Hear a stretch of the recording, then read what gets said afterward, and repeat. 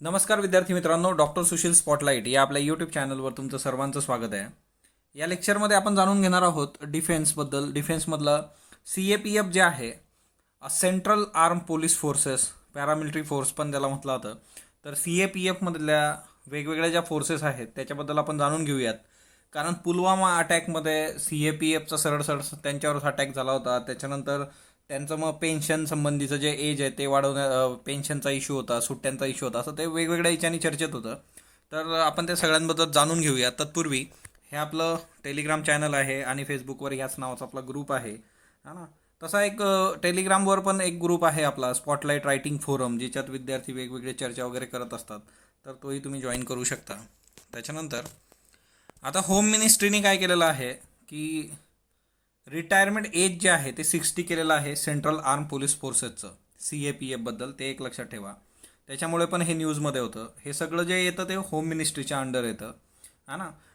ज्या डिफेन्सशी रिलेटेड परीक्षा असतात त्याच्यामध्ये मोस्ट प्रॉब्ली याच्यावर प्रश्न विचारले जातो, जसं असिस्टंट कमांडंट वगैरे असतं, तर सिम्पल प्रश्न असतात, ही कुठल्या मिनिस्ट्रीच्या अंडर येतं वगैरे. तर सेंट्रल आर्म पोलीस फोर्सेस जे आहे त्या 7 सिक्युरिटी फोर्सेस पण म्हटलं जातं. आणि याची जी ऑथॉरिटी आहे ती authority ministry of home affairs, गृह मंत्रालयाच्या अंडर हे येतं. याच्यामध्ये बघा, आसाम रायफल्स आहे, बॉर्डर सिक्युरिटी फोर्स ज्याला BSF आपण म्हणतो, central industrial security forces CISF. Most probably assistant कमांडंटची एक्झाम देणारी जी लोक असतात ती पहिला प्रेफरन्स तो असतो, तो CISFला दिला जातो. Central reserve police force CRPF पण आता न्यूजमध्ये आहे बऱ्यापैकी. त्याच्यानंतर Indo Tibetan border police force ITBP, national security guard NSG, है ना, टेररिझम, सशस्त्र सीमा बल SSB. तर असे 7 वेगवेगळ्या पॅरामिलिटरी फोर्सेस किंवा सेंट्रल आर्म फोर्सेस आहेत. आता याचे जे असतात 7 याचे केडर ऑफिसर्स असतात, परंतु याचे जे ऑफिसर्स म्हणजे जे याला हेड करतात ते इंडियन पोलीस सर्व्हिसमधली लोक असतात, IPS. आता आसाम रायफल हे सर्वात जुनं याच्यातलं. 1835मध्ये याची स्थापना झाली होती. याला कॅचर लेवी असं पण म्हटलं जातं. याचं काम सुरुवातीला होतं की ब्रिटिश टी स्टेट ज्या होत्या, काही चहाचे मळे होते आणि त्यांचे सेटलमेंट्स, तर ट्रायबल्स जे होते त्यावेळेच्या आदिवासी जमाती त्या तिच्यावर अटॅक करायच्या. तर ते सगळे मळे आणि त्यांच्या सेटलमेंट्सचं रक्षण करण्यासाठी आसाम रायफल्स 1835मध्ये निर्माण झालं होतं. त्याच्यानंतरच्या काळामध्ये मग यांनी ॲडमिनिस्ट्रेशनमध्ये, कॉमर्समध्ये, है ना, सर्वदूर म्हणजे सिग्निफिकंट कॉन्ट्रीब्युशन दिलेलं आहे. म्हणून याला असं म्हटलं जातं right arm of civil and left arm of military. म्हणजे दोन जे हात आहेत बाबा, राईट आर्म जी आहे ती सिव्हिलसाठी आहे, ॲडमिनिस्ट्रेशनसाठी आहे, लेफ्ट आर्म जे आहे ते मिलिटरीसाठी आहे. तर अशा गोष्टी लक्षात ठेवा. MCQसाठी विचारलं जाऊ शकतं की असं कुणाबद्दल म्हटलं जातं, तर आसाम रायफल्स. पोस्ट इंडिपेंडन्स जो रोल आहे यांचा, तो मग आता चायना इंडिया वॉरच्या वेळेस 1964, तर ते एक महत्त्वाचं होतं. आजच्या डेटमध्ये दुसरा महत्त्वाचा रोल त्यांचा म्हणजे इंडियन पीस कीपिंग फोर्स जे आहे, श्रीलंकामध्ये 1987मध्ये ऑपरेशन पवन जे होतं तिच्यात त्यांनी भाग घेतला होता. नॉर्थ ईस्टर्न एरियामध्ये जे काही आपला ईशान्य भारत आहे तिच्यात पीस कीपिंगमध्ये यांचा रोल असतो. तर एकंदरच हे महत्त्वाचं आहे, आसाम रायफल लक्षात ठेवा. आणि पीस कीपिंगमध्ये भारताने खूप चांगलं योगदान दिलेलं आहे. मी ते एका डिस्कस पण केलेलं होतं की सिक्युरिटी काउन्सिलमध्ये भारताचं का सदस्यत्व असावं. सेंट्रल रिझर्व्ह पोलीस फोर्स, आता हे मी जशी जशी स्थापना आली तसं तसं ते अरेंज केलेलं आहे. सेंट्रल रिझर्व्ह पोलीस फोर्स जे आहे ते क्राऊन रिप्रेझेंटेटिव्ह पोलीस म्हटलं यायचं त्याला. 27 जुलै 1939ला ते स्थापन झालेलं आहे. आणि नंतरच्या काळात मग सेंट्रल रिझर्व्ह पोलीस फोर्स त्याला ॲक्टनुसार ते 28 डिसेंबर 1949, म्हणजे सुरुवातीला ते क्राऊन रिप्रेझेंटेटिव्ह पोलीस होतं 39मध्ये. 49मध्ये मग सेंट्रल रिझर्व्ह पोलीस फोर्सचा दर्जा देऊन त्या नावाने ते आलेलं आहे. त्याच्यानंतर आता यांचं जे मेन काम असतं, रूल ऑफ लॉ म्हणजे कायदा, पब्लिक ऑर्डर, इंटरनल सिक्युरिटी, या सगळ्या याच्यासाठी हे काम करत असतात. यांचे कामं काय आहेत बा. CRPF तुम्ही ऐकलं असेल, जेव्हा दंगे होतात किंवा कायदा सुव्यवस्थेचा प्रश्न निर्माण होतो त्यावेळेस CRPFला बोलवलं जातं. क्राऊड कंट्रोल, गर्दी खूप जास्त होते, रायट्स होत आहेत, दंगे होत आहेत, काउंटर मिलिटन्सी, इन्सर्जी ऑपरेशन्स, त्याच्यानंतर लेफ्ट विंग एक्स्ट्रीमिझम जे काय नक्षलवाद जे आहे, त्याच्यानंतर इव्हेंट ऑफ वॉरमध्ये फायटिंगसुद्धा करतात ते, म्हणजे जर युद्ध झालं तर त्यावेळेससुद्धा त्यांचा रोल खूप महत्त्वाचा आहे. त्याच्यानंतर लार्ज स्केल सिक्युरिटी अरेंजमेंट जर असली कुठल्या याची, म्हणजे फॉर एक्झाम्पल इलेक्शनसाठी एखादा डिस्टर्ब एरिया आहे तर तिथं पण यांना बोलवलं जातं.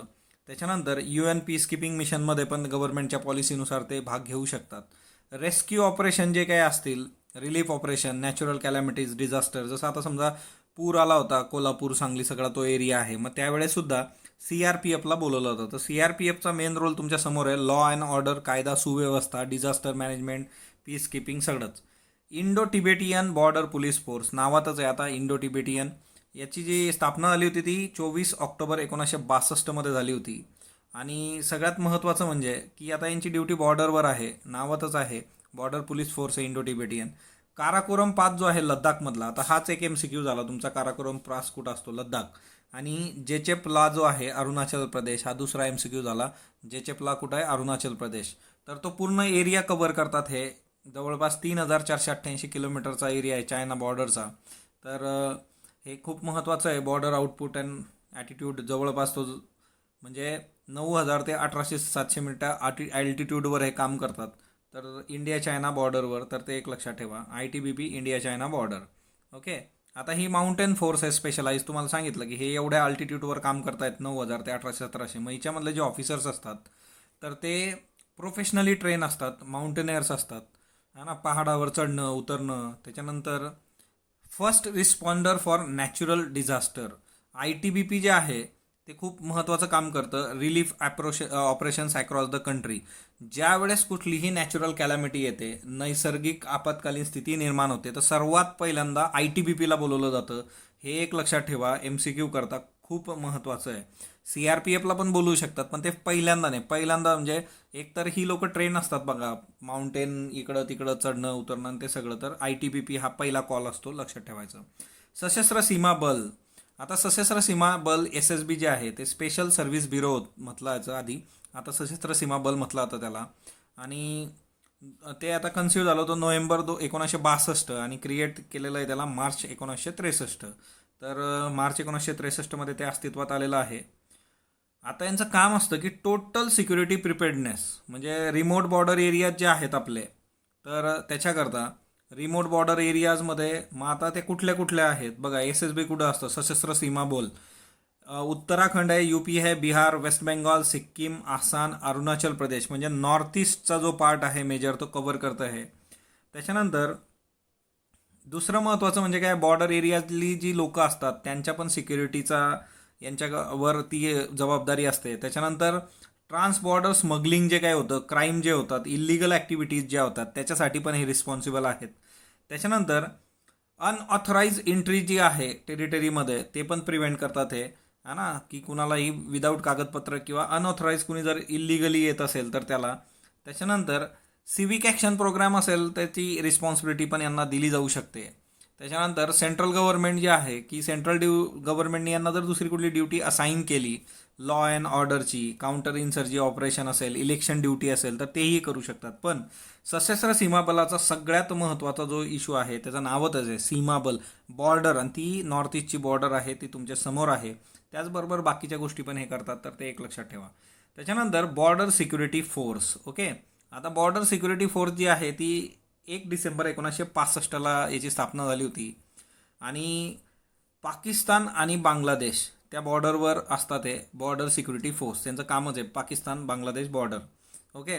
आणि BSF जे आहे त्याच्यामध्ये एअर विंग पण आहे, मरीन विंग पण आहे, आर्टिलरी रेजिमेंट आहे, कमांडो युनिट्स आहेत, म्हणजे बाय एअर, त्याच्यानंतर पाण्यातून, म्हणजे सगळ्या बाजूनी. आणि सगळ्यात महत्त्वाचं म्हणजे जगातली लार्जेस्ट बॉर्डर गार्डनिंग फोर्स आहे. दिस इज इम्पॉर्टंट MCQसाठी. जगातली सर्वात मोठी बॉर्डर गार्डनिंग फोर्स कुठली आहे, तर ती बॉर्डर सिक्युरिटी फोर्स आहे, पॅरामिलिटरी फोर्स इंडिया. याला फर्स्ट लाईन ऑफ डिफेन्स म्हटलं जातं of Indian territories. This is very important. First line of defence BSF. हे सगळे MCQ विचारले जाऊ शकतं ते त्या काळामध्ये. सेंट्रल इंडस्ट्रियल सिक्युरिटी फोर्सेस 1969 आलेलं आहे.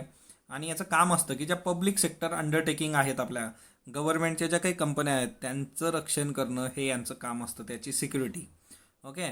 मग आता याच्यामध्ये जे आहे की ग्लोबलायझेशन, लिबरलायझेशन, इकॉनॉमी जे आहे की त्याचे ग्लोबलायझेशन आणि त्या सगळ्या याच्यामुळे यांचं जे सुरुवातीला फंक्शन होतं 1969 की PSUचं संरक्षण, पण त्याच्या पलीकडे जाऊन पण ही लोकं काम करतात. हे मल्टी स्किल्ड असतात, ही मल्टी स्किल्ड सिक्युरिटी एजन्सी आहे.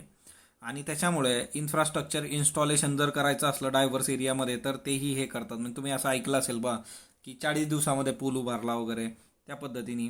त्याच्यानंतर यांचं न्यूक्लिअर इन्स्टॉलेशन असेल, स्पेस इस्टॅब्लिशमेंट असेल, airport, sea port, power plant, त्यानंतर सेन्सिटिव्ह गव्हर्नमेंट बिल्डिंग्स असतील, हेरिटेज माउंटेन असतील, तर त्यालासुद्धा हे सिक्युरिटी प्रोव्हाइड करतात. तर हे लक्षात ठेवा, फक्त पब्लिक सेक्टर अंडरटेकिंगला नाही, त्याऐवजी न्यूक्लिअर इन्स्टॉलेशन, स्पेस म्हणजे सिक्युरिटीच्या पॉईंट ऑफ व्ह्यूने महत्त्वाचं जे जे आहे एअरपोर्ट, सी, पॉवर प्लांट, त्याला सगळ्यांना ही लोक सिक्युरिटी प्रोव्हाइड करतात. म्हणजे फॉर एक्झाम्पल इथं दिलेलं आहे बघा, दिल्ली मेट्रो रेल कॉर्पोरेशन जे आहे, त्याच्यानंतर disaster management establish of from police unit जे आहे युनायटेड नेशनच्या हायतीला, तिथंसुद्धा ही लोक म्हणजे सिक्युरिटीचं काम करतात. त्याच्यानंतर नॅशनल सिक्युरिटी गार्डची जी स्थापना झाली होती, हे एक टेररिझम काउंटर टेररिझम युनिट आहे. 1984मध्ये ऑपरेशन ब्ल्यू स्टार जे होतं, तर त्यावेळेस म्हणजे इंदिरा गांधीचं असॅसिनेशन जे झालं होतं, म्हणजे त्यांची हत्या करण्यात आल्यानंतर टेररिझमला आळा घालण्यासाठी, आतंकवाद रोखण्यासाठी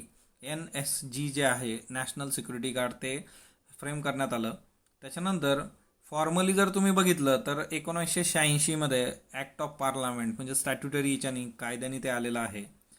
आता याच्यामध्ये सिम्पल आहे, NSGचं काम काय असतं, स्विफ्ट अँड स्पीडी स्ट्राईक, म्हणजे एकदम झटकन जायचं आणि काम फत्ते करायचं, हे काम करतात. हे immediate withdrawal from the theatre of action, पटकन जाणे, काम करणे, बाहेर निघणे.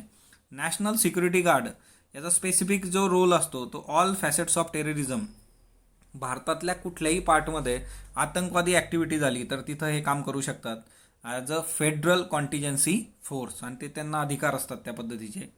त्याच्यानंतर याच्यात 2 कॉम्प्लिमेंटरी एलिमेंट्स आहेत त्याचे. एक स्पेशल ॲक्शन ग्रुप आहे ज्याच्यामध्ये आर्मी पर्सनल्स असतात, म्हणजे आर्मीची लोक स्पेशल ॲक्शन ग्रुपमध्ये, आणि दुसरा स्पेशल रेंजर ग्रुप असतो SRG, ज्याच्यामध्ये सेंट्रल आर्म पोलीस फोर्सेस आणि स्टेट पोलीस फोर्सेसची लोक असतात. तर ते एक लक्षात ठेवा.